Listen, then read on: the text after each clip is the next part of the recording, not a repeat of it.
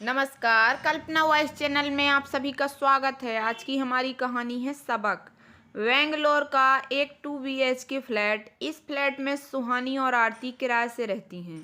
सुहानी और आरती दोनों ही अलग अलग शहरों से है। सुहानी शहडोल से तो वहीं आरती जामनगर से आई है। यहाँ बेंगलोर में पिछले 6 महीने से ये फ्लैट शेयर करती हैं। दोनों जॉब करती हैं अलग अलग जगह। आरती कॉल सेंटर में और सुहानी मल्टीनेशनल कंपनी में। कुछ महीनों में दोनों एक दूसरे की खास दोस्त बन गई हैं। एक दूसरे का सहारा बनती हुई, घर परिवार से दूर एक दूसरे की सुख दुख की साथी। दोपहर के बाद समय सुहानी मेट्रो स्टेशन से बाहर निकली और सोसाइटी की तरफ चल दी। दिमाग में उथल पुथल मची हुई थी और आंखों में आंसू रह रह कर आते। अब क्या परिवार की जरूरतों के लिए बाहर जाकर काम करना गलत है? क्यों? आखिर क्यों? क्या कसूर है मेरा? सिर्फ यही कि मैं लड़की हूँ और जॉब करना किसी मजबूरी है, क्योंकि मुझ पर परिवार की जिम्मेदारी है। इसका मतलब ये है कि कोई भी कभी भी मेरी मजबूरी का मजाक उड़ाएगा, मेरी मजबूरी का फायदा उठाएगा। क्या लड़की होना मेरी गलती है या घर के बाहर आ जान काम करना? सुहानी मन ही मन सोच रही थी और धीमी गति से चली जा रही थी।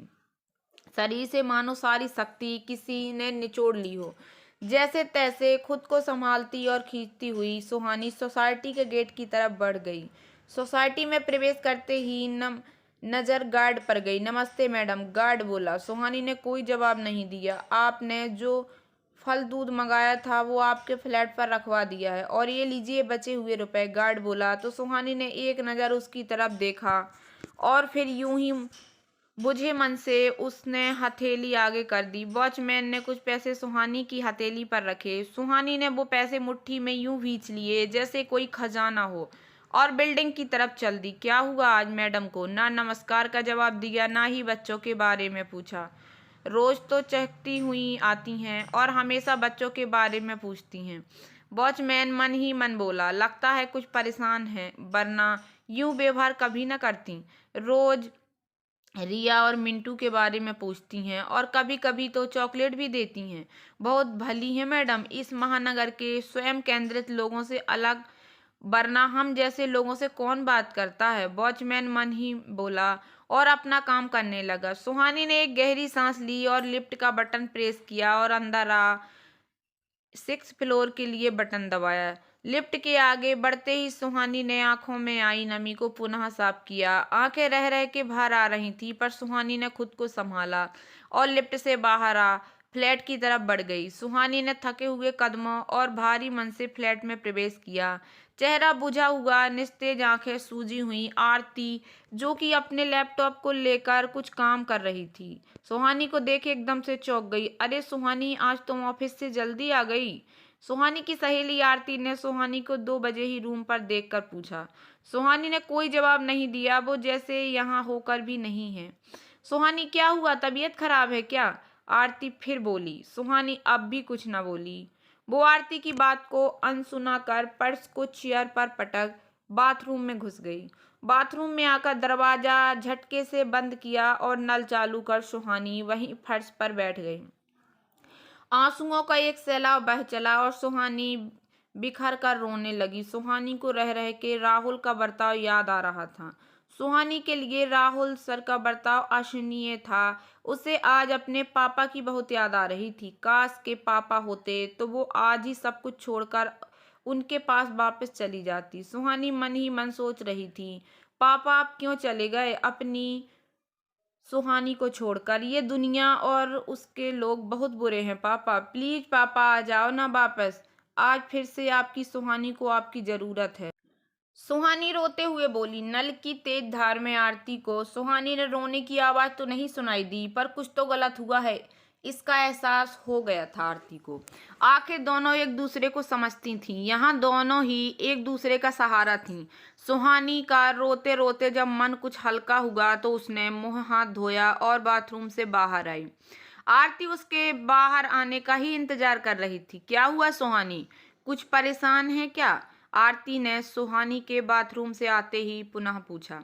कुछ नहीं, सुहानी ने भरे गले से जवाब दिया। क्या हुआ सुहानी? आरती बोली। कुछ नहीं सुहानी भरे गले से बोली। देख सुहानी, यूं नजरें न चुरा मुझसे, मैं तेरी बेस्ट फ्रेंड हूँ सुहानी। हम यहाँ एक दूजे के सहारे से रह रहे हैं। अगर एक दूजे की तकलीफ नहीं समझेंगे तो कैसे रहेंगे? तू मुझसे अपनी परेशानी बेझिझक शेयर कर सकती है। सुहानी, विश्वास रख, मैं तेरा साथ हर समय दूंगी, आरती बोली। सुहानी नजर झुकाए रही। प्लीज सुहानी, बोलना, क्या हुआ? बोलने से तेरा मन भी हल्का होगा और शायद मैं कुछ मदद भी कर पाऊंगी। आरती ने सुहानी के कंधे पर हाथ रखा। सुहानी ने भरी आंखों से आरती की ओर देखा। दिल किया कि सब कुछ कह दे, दिल का दर्द निकाल दे। उसके होठ फड़फड़ाए मानो अभी सब कह देगी। आरती ने उसके चेहरे को ध्यान से देखा, जिस पर डर, दर्द और अजीब सी कश्मकश थी, जो आरती समझने की कोशिश कर रही थी। सुहानी ने कोशिश की कहने की, लेकिन कुछ बोल न सकी और आवाज गले में ही घुट के रह गई। जब बहुत देर तक सुहानी ने कुछ नहीं कहा तो आरती ने गहरी सांस ली। ठीक है, जब तुझे ठीक लगे तब बताना, मैं तेरे बोलने का इंतजार करूंगी। आरती ने सुहानी के कंधे पर हाथ रखा। प्लीज आरती, आज कुछ मत पूछ, अभी मैं नहीं कह सकती, सुहानी बोली। टेक योर टाइम, पर एक बात याद रखना, मैं हूं तुम्हारे साथ और हमेशा रहूंगी। जब दिल करे बता देना, आरती बोली और रेडी होकर अपनी इवनिंग शिफ्ट के लिए कॉल सेंटर निकल गई। सुहानी आकर बिस्तर पर गिर गई और आंखों से आंसू फिर से बहने लगे। बातें दिमाग में हलचल मचा रही थीं और तकलीफ बढ़ती जा रही थी। ट्रिन ट्रिन ट्रिन, सुहानी का फोन बज उठा। फोन 2 बार बजकर बंद हो गया। सुहानी ने कॉल पिक नहीं की। तभी फोन फिर बज उठा। हेलो, सुहानी ने स्क्रीन पर देखे बिना ही बोला। हाय, सामने से आवाज आई तो सुहानी के हाथ पांव कांप गए। हेलो, आवाज फिर आई। सुहानी, कैसी हो? राहुल बोला। और ये क्या है, तुम तो आज हाफ डे में ही चली गई, ऐसे कैसे तरक्की करोगी जिंदगी में? राहुल ने बेहद ही निर्लज्जता से कहा और जोर से हंसा। सर, आप मुझसे इतने बड़े हैं, मेरे पिता की उम्र के हैं, आपका मेरा साथ ये व्यवहार ठीक नहीं है। सुहानी ने राहुल सर को समझाना चाहा। उम्र का क्या है सुहानी, और आजकल के समय में उम्र कौन देखता है, राहुल बोला। पर सर, सुहानी ने बोलना चाहा। और एक बात सुहानी, उम्र से फर्क तुम्हें पड़ता होगा, मुझे नहीं, राहुल धीरता से बोला। सुहानी की आंखों से आंसू फिर से निकलने लगे। तुम छोटे शहर की लड़कियों की प्रॉब्लम ही होती है, अपने संस्कार और संस्कृति का रोना लेकर बैठ जाती हैं। मत भूलो, ये तुम्हारा शहडोल नहीं है, और महानगर में रहने आई हो तो थोड़ी तो बोल्ड बनो, राहुल बोला।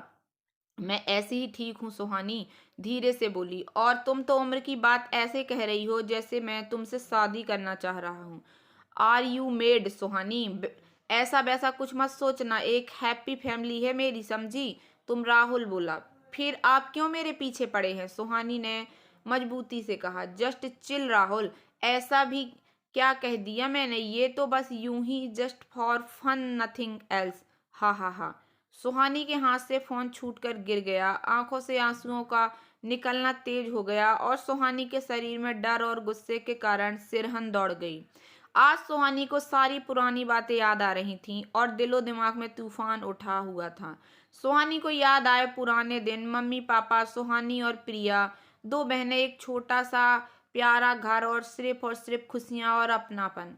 सब कुछ कितना अच्छा और सच्चा था। वो अपने पापा की लाडली थी, मम्मी की साथ थी और छुटकी की दोस्त, मार्गदर्शक, सब कुछ। हर समय पापा एक मजबूत ढाल बनकर सामने खड़े रहे। पापा ने कभी उस पर कोई आंच नहीं आने दी, हमेशा साथ दिया, समझाया, सहारा दिया और लड़ने का हौसला भी। पर कहते हैं ना, वक्त बदलते देर नहीं लगती, और जब वक्त बदलता है तो हिम्मत, किस्मत बदल जाती है। राजा रंक और रंक राजा पल भर में बन जाते हैं। सब समय का फेर है। सुहानी का भी वक्त बदला, पर ऐसा बदला कि सुहानी का सब कुछ बदल गया। शुरू से पढ़ने में तेज सुहानी हमेशा फर्स्ट आती थी। स्कूल से कॉलेज तक का सफर बहुत ही खूबसूरत बीता और देखते ही देखते सुहानी की इंजीनियरिंग कंप्लीट हो गई और शुरू हुई तलाश एक इज्जतदार नौकरी की। पापा नहीं चाहते थे कि सुहानी उनसे दूर जाए, तो उन्होंने उसे जबलपुर में ही जॉब ढूंढने को कहा और सुहानी ने जॉब ढूंढना शुरू कर दिया। अब सुहानी की सिर्फ एक ही ख्वाहिश थी, जल्द से जल्द जॉब ढूंढना और पापा के सपनों को पूरा करना। पर वक्त एकदम से बदल गया और साथ ही सुहानी की जिंदगी भी।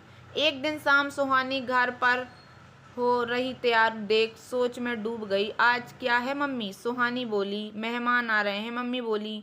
कौन मेहमान? सुहानी बोली, मिश्रा जी और उनका बेटा आरब। मम्मी बोली तो सुहानी के चेहरे पर गुलाबी मुस्कान आ गई। आखिर हो भी क्यों ना, आरव से उसका रिश्ता पापा बहुत पहले से तय करना चाहते थे और उसे भी आरव का सौम्य व्यक्तित्व पसंद था और हर समय साथ निभाने का रवैया भी। आरव इकलौता था और बचपन में ही उसकी मां गुजर गई थी, तो शांत स्वभाव का हो गया था, पर समझदार था और रिश्तों का सम्मान करने वाला भी। सुहानी का सीनियर था आरती और इस समय शहडोल में ही बैंक में कार्यरत। कुल मिलाकर सब कुछ एकदम सही और परफेक्ट था। दीदी ये वाली ड्रेस पहनो ना, छुटकी ने एक खूबसूरत फ्रॉक सूट निकाल के सुहानी को दिया। सुहानी भी खुशी खुशी तैयार हो गई। आखिर इस रिश्ते में उसके साथ साथ उसके पापा और मम्मी की भी खुशियां शामिल थीं। शाम को मिश्रा जी आरव के साथ आए। एक सामान्य औपचारिक बातचीत के बाद रिश्ता तय हो गया और अगले महीने शादी की तारीख भी। आरव से बातचीत शुरू हो गई थी और सुहानी बहुत खुश थी कि आरव जैसा समझदार और सुलझा हुआ इंसान उसका जीवन साथी बन रहा है। आरव की बातों में अनकही ही हमेशा वादे होते थे, वादे हमेशा साथ निभाने के, वादे मिलकर जिम्मेदारी उठाने के। सुहानी बेहद खुश थी, पर कहते हैं ना, कभी कभी खुशियों को भी नजर लग जाती है। सुहानी जॉब की तलाश कर रही थी और घर पर शादी की तैयारियां शुरू हो गई थीं। अचानक पापा एक दिन बेहोश हो गए। उन्हें तुरंत हॉस्पिटल ले जाया गया। मिश्रा जी व आरव भी आ पहुंचे, पर हॉस्पिटल आते आते देर हो चुकी थी। तीव्र हार्ट अटैक आया था। इलाज शुरू हो गया। सुहानी और उसकी मम्मी ने कोई कसर न छोड़ी, पर उन्हें बचाया न जा सका और 3 दिन के इलाज के बाद उनकी मृत्यु हो गई। ये घटना शोक की एक तीव्र लहर लेकर आई और कुछ ही दिनों में सुहानी की जिंदगी बदल गई। मिश्रा जी और आरव हर कदम पर साथ खड़े रहे। पिता की आकस्मिक मृत्यु के बाद मां और छोटी बहन की जिम्मेदारियां अब सुहानी के ऊपर आ गई थीं। पर सुहानी घबराई नहीं। उसने बहुत ही समझदारी से सारी जिम्मेदारी अपने कंधों पर लेने का निर्णय लिया। पापा के जाने के बाद तो जैसे घर की खुशहाली ही उसके साथ चली गई। जाते जाते पापा अपने साथ माँ की जिंदा दिली व बेटियों का बचपन भी लेते गए। एक लड़की के लिए पिता का साया कितना अहम होता है, पापा के जाने के बाद सुहानी को महसूस हुआ। पापा ने तो अपने जीते जी कभी कोई कमी महसूस ही नहीं होने दी, पर उनके जाने के मानो यथार्थ के कठोर धरातल से सुहानी का सामना हुआ। छुटकी अभी बीए फाइनल कर रही थी और आय का कोई साधन न था। पापा के जाने के दुख से मम्मी भी ब्लड प्रेशर की शिकार हो गईं और एकदम से शांत हो गईं। माँ की खामोशी ने सुहानी को डरा दिया। जमा पूंजी कुछ पापा के इलाज व अंतिम कार्यों में तो कुछ मम्मी के इलाज के लिए लग गई। जो कुछ बचा वो सुहानी ने छुटकी की पढ़ाई के लिए सुरक्षित रख लिया। अब घर के अलावा ना कोई संपत्ति थी और ना कोई सहारा। 15 दिन बाद मिश्रा जी व आरव घर आए। मम्मी ने औपचारिक बातचीत की और फिर शांत बैठ गईं। बहन जी, जो हुआ सबका उसका बहुत ही अफसोस है, किंतु होनी को कौन टाल सकता है। मिश्रा जी बोले तो मम्मी की आंखें भर आईं। मैं सोच रहा था जो हुआ सो हुआ, पर आरव और सुहानी के विवाह को न टाला जाए। मिश्रा जी बोले तो मम्मी ने हाँ में गर्दन हिला दी। सारी तैयारियां हम कर लेंगे, बस सुहानी को 2 जोड़ी कपड़ों में विदा कर दीजिए। ये मेरे घर आ जाए और घर की व आरव की जिम्मेदारी उठाए, और हमें कुछ नहीं चाहिए। मिश्रा जी बोले जी भाई साहब, जैसा आप कहें। मम्मी बोली अंकल जी, मुझे कुछ कहना है। तभी सुहानी शांत लेके दृढ़ आवाज में बोली। तो मिश्रा जी और आरव ने उसकी तरफ देखा। अभी शादी नहीं हो सकती अंकल जी, मुझे कुछ समय चाहिए। सुहानी बोली तो मिश्रा जी के माथे पर चिंता की लकीरें आ गईं। लेकिन क्यों बेटा? मिश्रा जी बोले छुटकी मम्मी को ले जाओ, उनकी दवाई का समय हो गया है। सुहानी बोली तो छुटकी मम्मी को लेकर अंदर चली गई। माफ कीजिएगा अंकल जी, लेकिन पापा के जाने के बाद अब इस घर की मम्मी की और छुटकी की जिम्मेदारी मेरी है। मम्मी की तबीयत अभी ठीक नहीं है, ऐसे में मैं उन्हें अकेले नहीं छोड़ सकती अंकल। सुहानी बोली तो आरव के चेहरे पर हल्की मुस्कुराहट आई।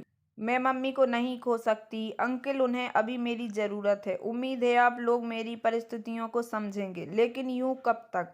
मिश्रा जी बोले बस एक बार छुटकी अपने पैरों पर खड़ी हो जाए, फिर मेरी जिम्मेदारी उसके लिए ख़त्म हो जाएगी और मम्मी को मैं अपने साथ रखूंगी। सुहानी बोली लेकिन मिश्रा जी बोले, मुझे कोई आपत्ति नहीं, मैं आपकी जिम्मेदारी के पूरे होने तक इंतजार करूंगा और मम्मी हमारे साथ ही रहेंगी, आरव बोला। तो मिश्रा जी ने भी गहरी सांस ली और हाँ में गर्दन हिला दी। धन्यवाद अंकल मुझे समझने के लिए, सुहानी ने मिश्रा जी के पैर छूकर कहा। तुम्हारे पापा और मैं दोस्त थे बेटा, और तुम कोई गैर नहीं, मिश्रा जी बोले और निकल गए। मैं हमेशा तुम्हारे साथ हूँ सुहानी, कुछ भी बात हो बेझिझक कहना, आरव ने कहा और वो भी निकल गया। सुहानी ने गहरी सांस ली। मुझे घर को, मम्मी को, छुटकी को संभालना होगा। मैं इस घर की बड़ी बेटी हूँ और पापा के ना रहने पर मुझे ही उनकी तरह घर संभालना होगा। मम्मी की तबीयत सुधारनी होगी, छुटकी के चेहरे की मुस्कान वापस लानी होगी, सुहानी मन ही मन बोली और फिर काम पर लग गई। मम्मी का इलाज शुरू हो गया और छुटकी अपने फाइनल ईयर की तैयारियों में व्यस्त हो गई। सुहानी ने अपने ही शहर शहडोल में एक कंपनी में जॉब की शुरुआत की और जीवन धीरे धीरे पटरी पर आने लगा। आरव रोज सुहानी से बात करता और उसके साथ होने का एहसास कराता। समय धीरे धीरे बढ़ रहा था। आरव और सुहानी का रिश्ता दिन ब दिन मजबूत हो रहा था। दोनों अक्सर बातचीत करते रहते और भविष्य के सुंदर सपने बुनते। मिश्रा जी को कभी कभी खटकता भी, सुहानी शादी के लिए अभी तैयार नहीं है, लेकिन अपने बेटे की खुशी और सुहानी के प्रति प्रेम को देखकर शांत रहते। बहुत ही कम समय में सुहानी ने बहुत अच्छी जगह बना ली थी कंपनी में। घर के हालात फिर से सुधरने लगे थे। मम्मी भी धीरे धीरे सदमे से उबरने लगी और अब लगभग नॉर्मल हो चुकी थी। छुटकी भी कॉलेज के साथ साथ जॉब की तैयारियों में लगी थी। सुहानी ने अब राहत की सांस ली और छुटकी के जॉब लगते ही मम्मी ने सुहानी और आरव की शादी करने का निर्णय ले लिया था। सब कुछ अच्छे से चल रहा था कि अचानक ही कंपनी ने सुहानी को बेंगलोर ब्रांच में ट्रांसफर दे दिया।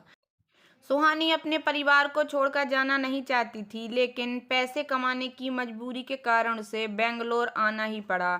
मैं वहाँ कैसे मैनेज करूँगी आरव? सुहानी ने अपने मन का डर आरव के सामने कहा। जिस तरह यहाँ हिम्मत से सब संभाला है, तुम वहाँ भी संभाल लोगी, मुझे विश्वास है। बस एक बात याद रखना, हमारे स्वाभिमान से बढ़कर कुछ नहीं होता सुहानी। जो काम तुम्हें तुम्हारे स्वाभिमान को खोकर करना हो वो कभी न करना, और जब भी जरूरत हो एक फोन कर देना, मैं आऊँगा, आरव बोला। थैंक यू आरव, सुहानी बोली। और फिर एक हफ्ते बाद अपनी आंखों में सुनहरे सपने लिए सुहानी बेंगलोर आ गई। पर बेंगलोर तो बेंगलोर है, यहाँ कुछ भी इतना आसान नहीं होता जितना लगता है। सुहानी कुछ दिनों वर्किंग वुमेन हॉस्टल में रही, फिर वहीं की अपनी दोस्त आरती के साथ फ्लैट रेंट पर लिया और अपना काम शुरू कर दिया। कुछ महीने ठीक से बीते कि तभी बॉस राहुल की नज़र सुहानी पर पड़ी। जहां एक और कंपनी में अच्छे सहकर्मी और दोस्त थे, तो वहीं राहुल जैसे चरित्रहीन और औरतों को अपनी जागीर समझने वाला बॉस भी मौजूद थे।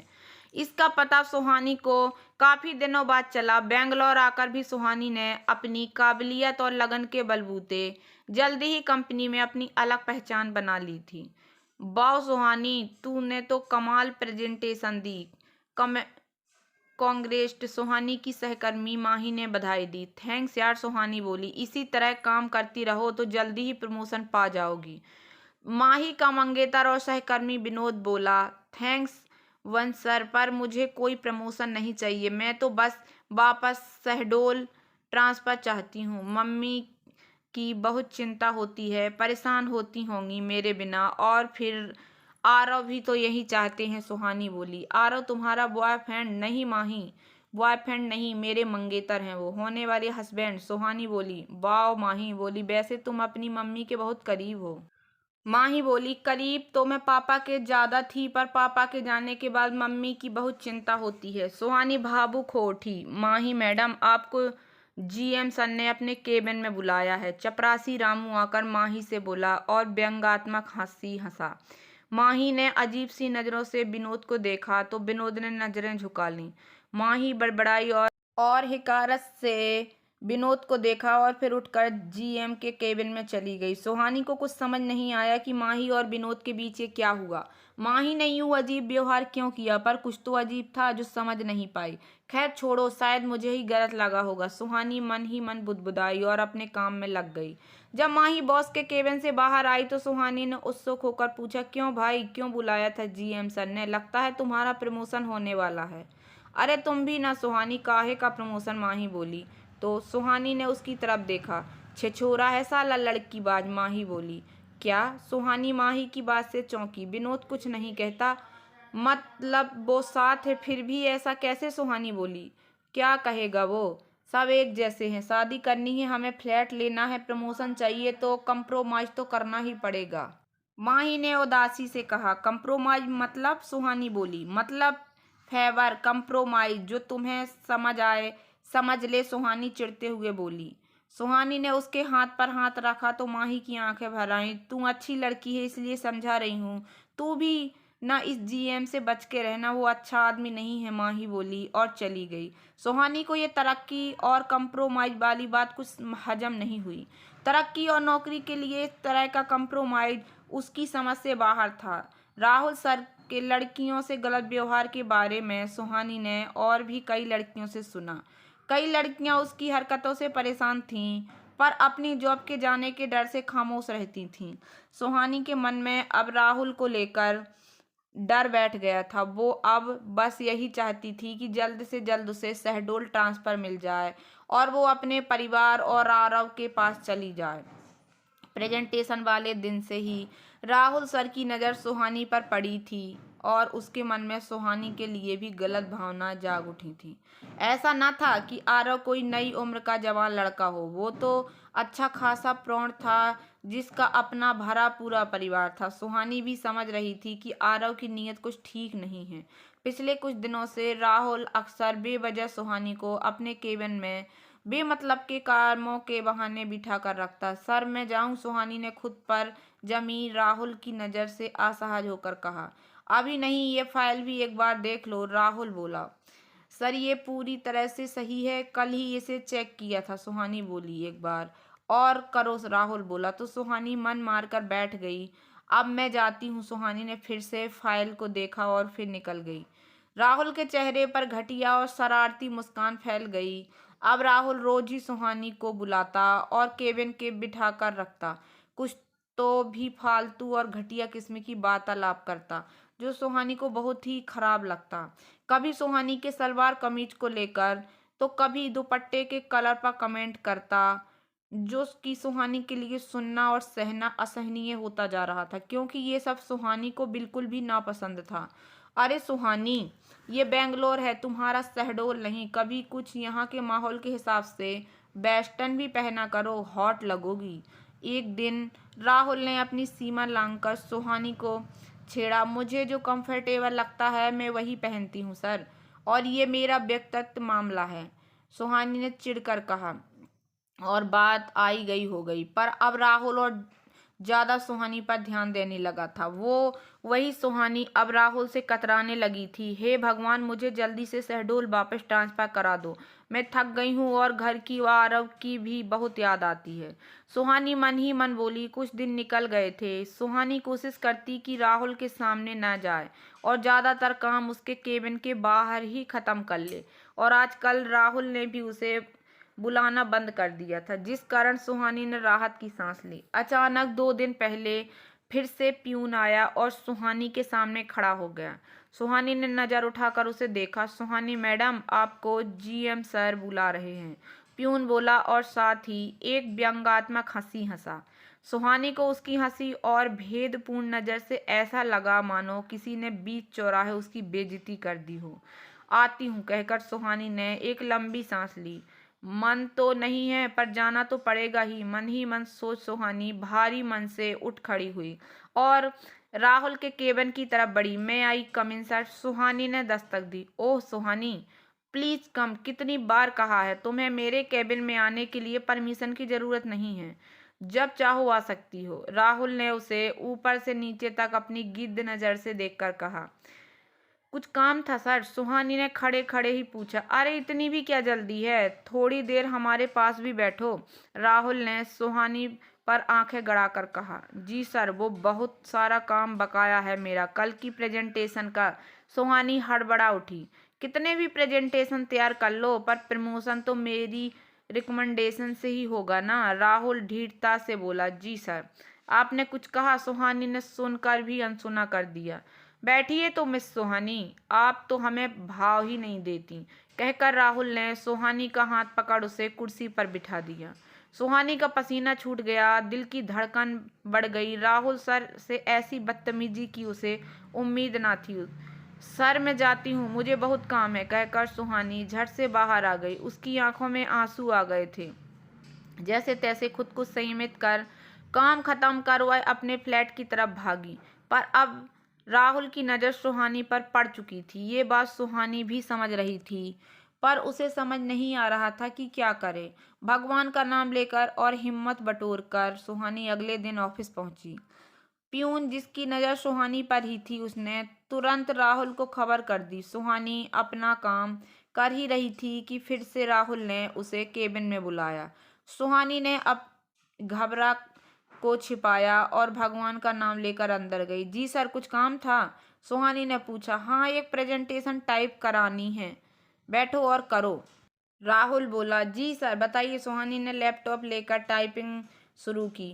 राहुल घूम घूम कर बोल रहा था। अभी वो कुछ लाइन ही टाइप कर पाई थी कि उसे राहुल की सांसें अचानक से अपने कानों के पास महसूस हुईं। घबरा कर जैसे ही उसने मुड़कर देखा, राहुल उसकी चेयर पर पीछे से झुका बिल्कुल उसके नज़दीक था। सुहानी की आंखें फैल गईं और शरीर कांप गया। सुहानी झट से उठ खड़ी हुई। क्या हुआ? राहुल ने कुटिल मुस्कान छोड़ी। वो सर, मेरी तबीयत ठीक नहीं है, मैं घर जाना चाहती हूँ, सुहानी बोली। क्या हुआ? राहुल ने नजदीक आकर सुहानी के गालों पर हाथ लगा के पूछा। बुखार है क्या? नहीं, कुछ नहीं है, सुहानी पीछे हट गई। अगर इस तरह मुझसे दूर रहोगी तो तरक्की कैसे पाओगी? आज राहुल के अंदर का शैतान पूरी तरह से बाहर आ गया था। सर, आप क्या कह रहे हैं? आप गलत समझ रहे हैं, मैं ऐसी लड़की नहीं हूँ, सुहानी ने दृढ़ता से कहा। ऐसी लड़की? वाट ऐसी लड़की? सर, आप मुझे गलत समझ रहे हैं, मैं इस तरह किसी भी तरक्की में यकीन नहीं रखती हूँ, सुहानी गुस्से से कांपते हुए बोली। मुझे ना सुनने की आदत नहीं है सुहानी, राहुल गुस्से से बोला। सर, आपका परिवार है, उनके बारे में सोचिए, आप उम्र में इतने बड़े हैं। सर, इस तरह की बातें आपको शोभा नहीं देती, सुहानी बोली। मेरे परिवार की तुम्हें फिक्र करने की जरूरत नहीं, राहुल बोला। मैं आपका बहुत सम्मान करती हूँ। सुहानी ने आखिरी कोशिश की राहुल को समझाने की। मुझे तुम्हारा सम्मान नहीं, तुम चाहिए, राहुल बेशर्मी से बोला और सुहानी के नज़दीक आने की कोशिश करने लगा। सर, आप शायद होश में नहीं है, मैं जा रही हूँ, सुहानी लगभग राहुल को धक्का मारते हुए बाहर भागी। उसके हाथ पैर कांप रहे थे, पर आज अगर वो हिम्मत न करती तो शायद खुद की नज़रों में गिर जाती। अपने टेबल पर सुहानी की रुलाई फूट पड़ी। सुहानी, पानी, उसकी सहकर्मी माही ने पानी का गिलास थमाया और उसके कंधे पर हाथ रखा। सुहानी ने पानी पिया और खुद को संभाला और फिर माही की तरफ देखा। ये ठीक नहीं है माही, ये गलत है। सर, इस तरह से गलत व्यवहार नहीं कर सकते हमारे साथ, सुहानी ने आंसू पोंछकर कहा। माही ने उसकी तरफ देखा। हमें कुछ करना होगा माही, सुहानी बोली। हम कुछ नहीं कर सकते सुहानी, हम मजबूर हैं, क्योंकि यहाँ कोई किसी का साथ नहीं देता, सबको बस अपनी तरक्की और नौकरी प्यारी है, माही बोली। पर यह गलत है और हमें इसे रोकना होगा। हमें यहाँ तनख्वाह काम करने की मिलती है, बॉस को खुश करने की नहीं, सुहानी बोली। लेकिन माही बोली, जो गलत है वो गलत है और मैं ये हरगिज बर्दाश्त नहीं करूँगी, चाहे जो हो जाए, सुहानी ने आत्मविश्वास से कहा। तो माही के अंदर की सोई हुई हिम्मत भी जाग उठी। राहुल की बात से सुहानी फिर से घबरा गई थी और फिर उसने आरव को फ़ोन लगाया। हाँ सुहानी, बोलो, आरव बोला। आरव, वो कहते हुए सुहानी का गला भर आया। सुहानी, संभालो खुद को और बताओ मुझे क्या हुआ, आरव बोला। आरव, जो वो राहुल सर, सुहानी बोली। घबराओ नहीं सुहानी, बताओ मुझे क्या बात है, आरव ने प्यार से कहा। तो सुहानी ने राहुल के बारे में सब बता दिया। आरव, मैं जॉब छोड़कर वापस आ रही हूँ, मैं ये सब बर्दाश्त नहीं कर सकती। सुहानी दुखी होकर बोली। सुहानी, पहले शांत होकर मेरी बात सुनो, आरव बोला तो सुहानी उसकी बात सुनने लगी। देखो सुहानी, जॉब छोड़ना आसान काम है और तुम जब चाहे जॉब छोड़ सकती हो, लेकिन अपनी इच्छा से, यूं मजबूर होकर नहीं, आरव बोला तो सुहानी खामोश होकर सुनने लगी। राहुल जैसे भेड़िए हर जगह हर शहर में मिलेंगे, लेकिन उनसे डर कर क्या तुम घर में छिपकर बैठ जाओगी? आरव बोला, दिखा दो कि तुम कमजोर नहीं हो, और बात जब एक लड़की के स्वाभिमान की हो तो उसने कोई जीत नहीं सकता। आरव बोला। थैंक यू आरव, मुझे समझाने और हिम्मत देने के लिए। सुहानी बोली, मैं भी आता हूँ वहाँ, तुम फिक्र ना करो, मैं हूँ साथ, तुम्हें उससे और डरना नहीं है। अब आरव बोला और कॉल डिस्कनेक्ट कर दिया। इन सभी घटनाओं ने सुहानी को बहुत ही डरा दिया था। उसको उम्मीद ना थी कि ऐसे पढ़े लिखे सभ्य लोगों के बीच किसी लड़की के साथ इतना अभद्र व्यवहार हो सकता है और कोई आवाज नहीं उठाता। वर्तमान में यही सोचते सोचते आज वो ऑफिस पहुंची ही थी कि एक मेमो उसकी टेबल पर इंतजार कर रहा था। मेमो पढ़कर सुहानी सकदे में आ गई। उससे ऐसी बातों का एक्सप्लेनेशन मांगा गया था जिसने उसका दूर दूर तक नाता ना था। ये सब जरूर इस जीएम की ही हरकत है। सुहानी गुस्से में बड़बड़ाते हुए राहुल के केबिन में गई। ये सब क्या है सर, आप मुझे ऐसे परेशान नहीं कर सकते, उसने गुस्से से बोला। ओह, इतना गुस्सा? राहुल मुस्कुराया। मैं तो तुम्हें बिल्कुल भी परेशान नहीं करना चाहता, पर तुम तो मेरी भावना को समझना ही नहीं चाहती। राहुल ने बेशर्मी से सुहानी की ओर देखकर कहा। सर प्लीज, आप यूं नहीं कर सकते, आप बड़े हैं, हम सबके सीनियर हैं, ये सब आपको शोभा नहीं देता, सुहानी बोली। राहुल एकदम उसे घूर रहा था। सर, मैं बहुत इज्जतदार घर से हूँ, प्लीज मुझे मत परेशान कीजिए, सुहानी बोली। तुम इज्जतदार घर से हो तो हम कौन सा बदनाम गली से हैं? वह खिलखिलाया और सुहानी के करीब आया। सर प्लीज, सुहानी ने विनम्र होकर कहा। मैं भी तो तुमसे कुछ ज्यादा नहीं मांग रहा हूँ मिस सुहानी। राहुल ने सुहानी के दोनों हाथ पकड़ उसे अपनी तरफ खींचना चाहा।